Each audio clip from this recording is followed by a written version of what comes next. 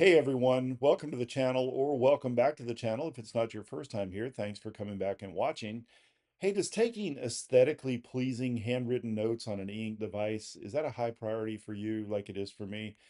If so, I want to show you some of the things that the Kindle Scribe can do for you that other e-ink devices can do, but probably can't do as well. We'll look at the Kindle Scribe and we'll also compare it to some of those other devices. Stay tuned.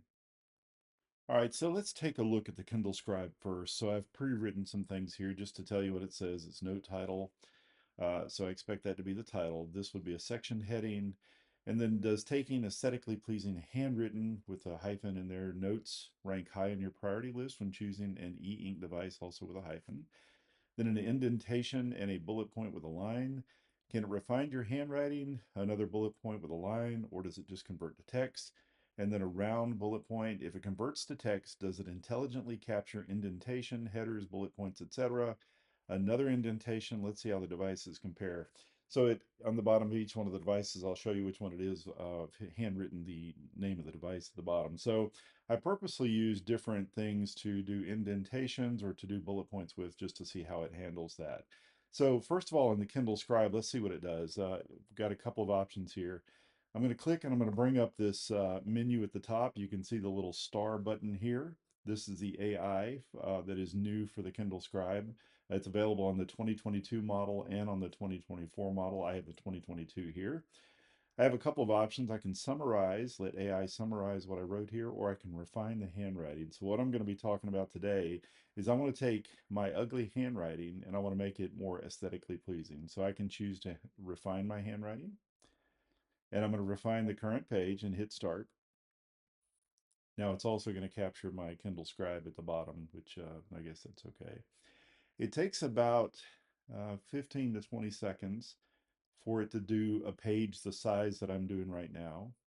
And then you see it comes back and it's got the results here. So it did handle everything. It's got the hyphen for the handwritten. It's got the hyphen for e-ink.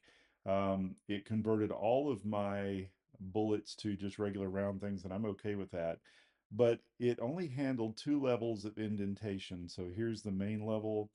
Here's the second level indentation. Here's the third level. I guess it's three levels of indentation. Where I had this one indented past that, it did not indent that. It brought it back up to this, to even with the other ones. Here's the interesting thing about it. This is not conversion to text. This is literally refining your handwriting to a handwriting font that's built into the device here.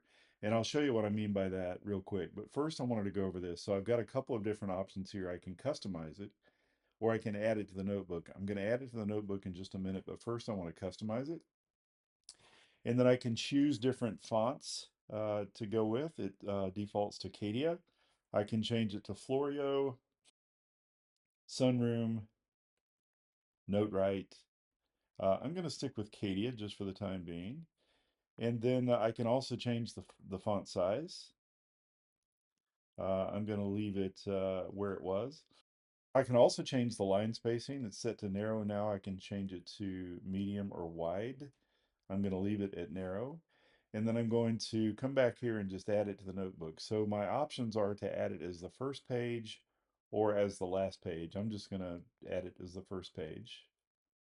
So there you see, it made a couple of changes from the preview that it gave me. It did put my title in bold, and then it put my section heading also in bold. So this is not text that I can go in and edit this as though it, if I had a keyboard or whatever. This is simply just, it's treated like handwriting. For example, I can erase just parts of the words. I can get rid of, this whole Kindle Scribe here, just like I would erase any of my handwriting. The other thing is that it's really cool that I can move this stuff around the page, and I'm going to be very careful not to lasso the stuff above it. But if I wanted to get that indentation back, I could literally, and you see I didn't capture some stuff up there, but if I was more careful, I'd probably do that better. But you can see that I've recaptured my indentation by doing that. I could um, convert this to text if I wanted to share it. I could share the current page, and I could say convert to text in quick send. and it would certainly do that as well. However, when it does convert to text, you'll notice that I've lost all of the cool stuff as far as the bold and the title and the bold and the section heading and the indentation and so on and so forth. It reverted back to just a very basic look there. So, but if you are interested in aesthetically pleasing handwritten notes, this is a great option here to keep these notes in your Kindle this way. Or you can share them without converting them to text as well. You can just share them as a PDF file, as I can do here. I can just say quick send and share via email without doing the conversion to text. So that's how it works on the Kindle Scribe. Let's look at the Supernote Manta next. All right, so here I have my Supernote Manta, and we're going to do the same thing. So I made sure that everything was written just as it was. I have the same line breaks, I have the same indentations, I use the same hyphenations, the same bullet point types, so on and so forth. And I've got the name of the device here at the bottom. So let's go into,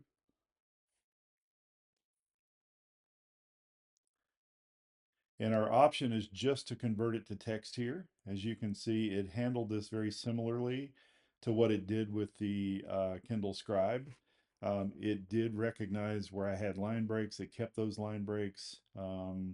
It missed a few words there. It can changed to car. Um, but anyway, it's kind of very basic, sort of like it was once I converted the Kindle Scribe to text.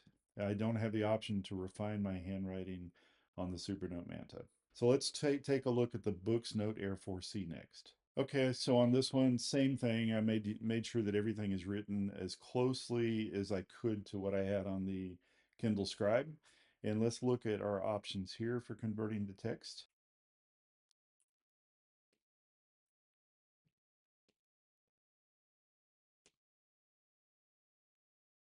So very similar to what we had on the Supernote Manta and on the Kindle Scribe with what we did as far as line breaks are right. It captured all of the hyphenations. One difference that I do see here, and I don't remember seeing it on the Supernote Manta, was that it did capture the different types of bullet points. It's got a hyphen here and it's got a circle here. So that's very interesting for that device. All right, and then lastly, let's take a look at the Remarkable Paper Pro. Very similar on this one. I've laid it out exactly the same. Let's do a conversion to text here.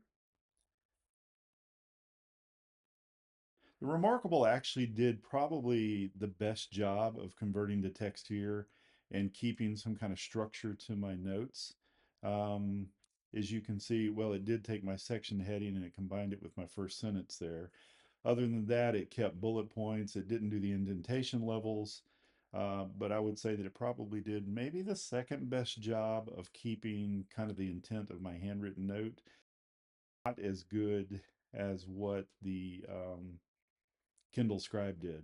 So really the purpose of this was not really to convert to text. It was really to show you if handwritten notes are a high priority for you to have aesthetically pleasing, certainly the Kindle Scribe is the winner in this regard.